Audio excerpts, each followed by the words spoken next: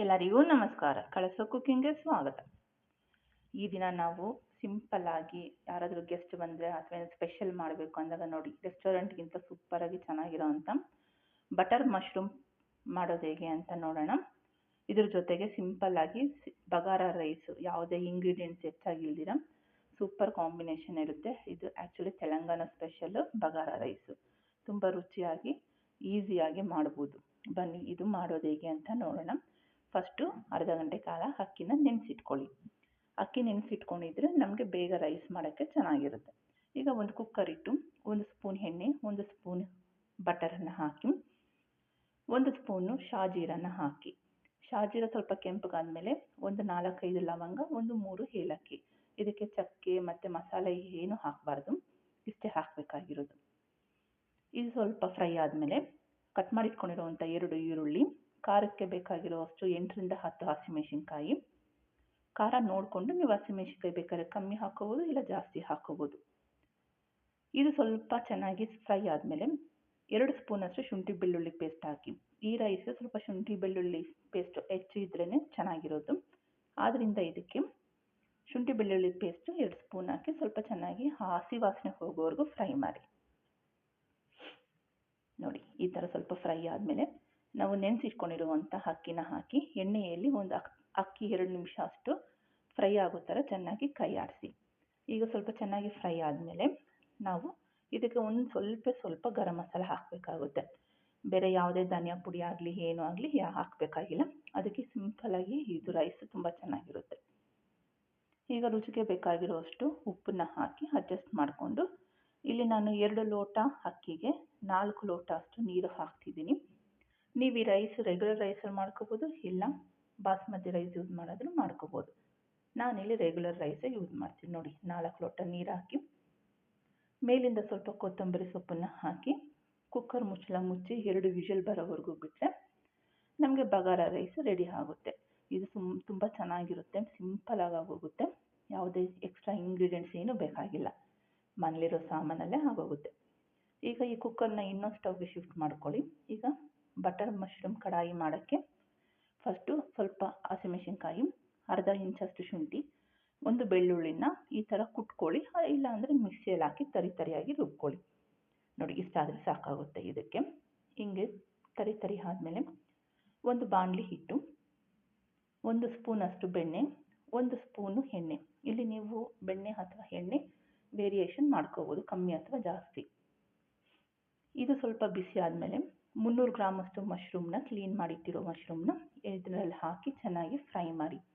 ಒಂದು 5 ಮಿನಿಟ್ಸು ಸ್ವಲ್ಪ ಚೆನ್ನಾಗಿ ಎಣ್ಣೆಯಲ್ಲೇ ಫ್ರೈ ಮಾಡಿ. ನೀವು ಈ ಥರ ಬೇಕಾದ್ರೆ ಇಟ್ಕೋಬೋದು, ಇಲ್ಲ ಕಟ್ ಮಾಡಾದರೂ ಹಾಕೋಬೋದು.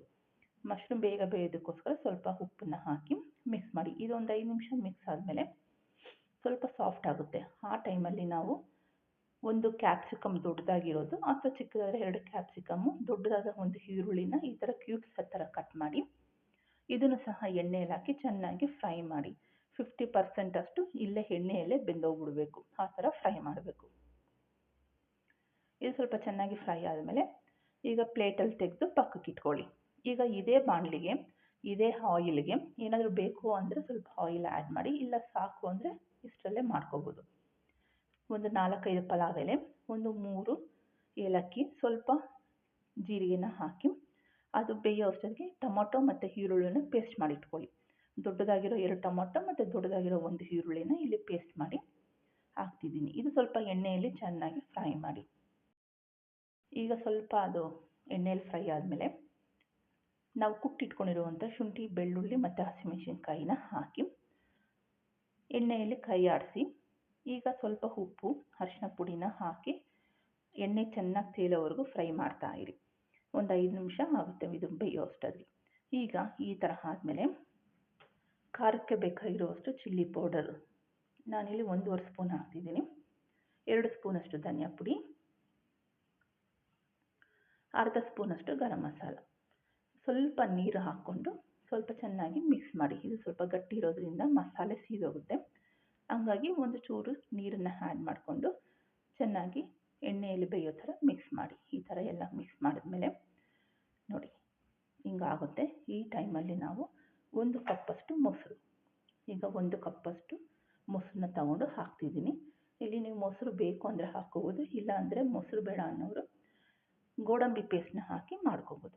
ಇದನ್ನು ಚೆನ್ನಾಗಿ ಮಿಕ್ಸ್ ಮಾಡಿ ಎಣ್ಣೆ ತೇಲೋವರೆಗೂ ಕೈ ಆಡಿಸಿ 1-2 ನಿಮಿಷ. ಈಗ ಇದಕ್ಕೆ ನಾವು ಎಷ್ಟು ಬೇಕೋ ಅಷ್ಟು ನೀರನ್ನು ಆ್ಯಡ್ ಮಾಡಿಕೊಂಡು ಗ್ರೇವಿ ಥರ ಅಡ್ಜಸ್ಟ್ ಮಾಡ್ಕೋಬೇಕಾಗುತ್ತೆ. ತುಂಬ ಗಟ್ಟಿನೂ ಬೇಡ, ತುಂಬ ತೆಳ್ಳಗೂ ಬೇಡ, ಮೀಡಿಯಮ್ ಆಗಿ ಇಟ್ಕೊಂಡ್ರೆ ಚೆನ್ನಾಗಿರುತ್ತೆ. ನೋಡಿ ಈ ಥರ ಒಂದು 5 ನಿಮಿಷ ಆದಮೇಲೆ ಚೆನ್ನಾಗಿ ಕುದೀತಿರುತ್ತೆ.